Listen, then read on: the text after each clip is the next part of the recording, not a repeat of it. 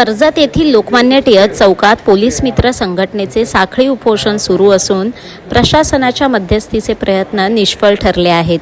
महसूल, पाटबंधारे, पंचायत समिती आणि वृद्ध कलाकार मानधन योजनेसह विविध मागण्यांसाठी हे आंदोलन सुरू आहे. संघटनेचे राज्य उपाध्यक्ष रमेश कदम यांनी सोमवारी मार्ग न निघाल्यास बेमुदत उपोषण आणि 8 दिवसात ठोस उत्तर न मिळाल्यास आत्मत्याग आंदोलनाचा इशारा दिला आहे. तहसीलदार डॉक्टर धनंजय जाधव व अन्य अधिकाऱ्यांनी आश्वासन दिले, पण समाधानकारक तोडगा निघाल्याने उपोषण सुरूच आहे. सर्व आपल्या सर्वांना जय जिजाऊ, जय शिवराय, जय शंभूराजे, जय संविधान.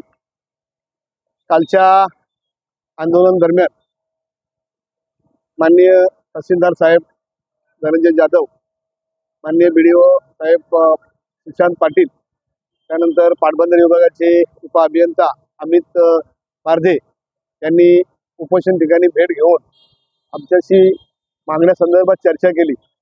त्यामध्ये आमच्या प्रमुख मागण्या आम्ही माननीय तहसीलदार साहेबांकडे केलेल्या आहेत. ते म्हणजे वृद्ध नागरिक आणि दिव्यांग नागरिकांसाठी लिफ्ट व्यवस्था असायला हवी आणि ती लवकरात लवकर करण्यात यावी अशी आमची मागणी होती.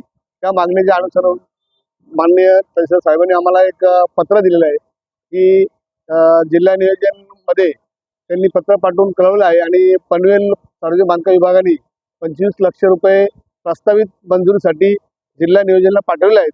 ते मंजूर झाल्याच्या नंतर लिफ्ट होईल असं त्यांनी आम्हाला काल सांगितलं होतं, परंतु आम्ही ती मान्य केलं नाही.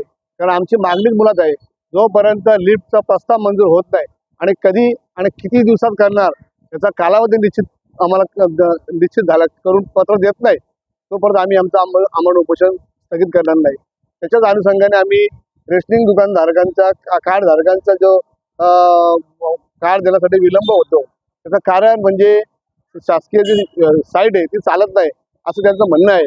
तर त्या साईटसाठी काय उपाययोजना करणार आणि लवकरात लवकर म्हणजे काही रेशनिंग धारकांना 2-3 महिने हेलपाटे मारावे लागतात, ते बंद होईल, त्याच्यावर काय उपाययोजना करणार त्या संदर्भात आम्ही त्यांच्याकडे मागणी केलेली आहे आणि ती मागणी पूर्ण झाल्याशिवाय आम्ही आमचं आंदोलन स्थगित करणार नाही.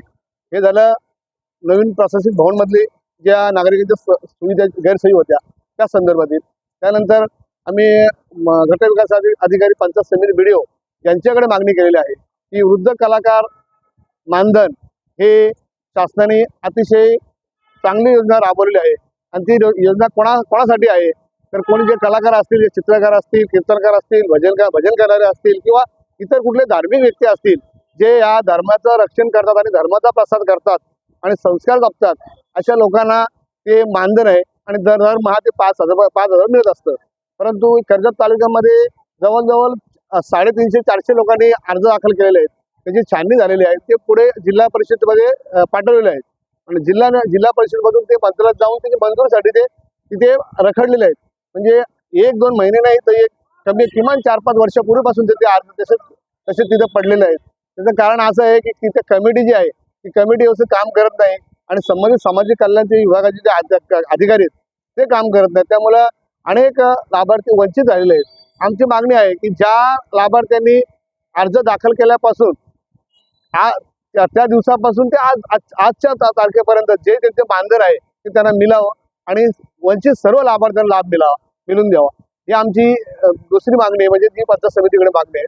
तिसरी मागणी आमची पाटबंधारे विभाग उपअभियंता यांच्याकडे आहे की उल्हास, पेज, पाताळगंगा आणि चिल्लार आणि नदी नाले कालव्यातील जे अतिक्रमण आहेत आणि बेकायदेशीर पाणी उपसा करण्यात येतो त्यांच्यावर कारवाई करा अशी आमची मागणी आहे.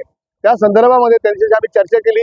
त्यांनी असं कारण सांगितलं की सर्वे करण्यासाठी किमान 3 कोटीचा खर्च लागणार आहे आणि अनेक संस्था तक्रारी करतात, आम्हाला पूर्वेशा मान्य नाही. परंतु त्यांना आम्ही ठोकून सांगितलं आणि समोर त्याच्या सांगितलं की 2018ला जो शासन निर्णय झालेला आहे त्या निर्णयामध्ये 25 वर्षात नंतरच सर्वे करायचा आहे आणि 2020ला सर्वे केलेला आणि संगणक त्यांच्या साईडवर नकाशा प्रसिद्ध झालेला आहे आणि तो नकाशा आजही तिथं अस्तित्व आहे. त्याच्यामुळे ती मागणी आम्ही तिथे मान्य केलेली नाही आणि त्यांना सांगितलेलं आहे जोपर्यंत अतिक्रमण कारवाई करत नाही, कारण आम्हाला त्यांनी 4 वेळा आश्वासन दिलेलं आहे, अनेक आश्वासन देऊन आम्ही कारवाई करणार असं म्हणतात. त्यामुळे आम्ही आता 3 वेळा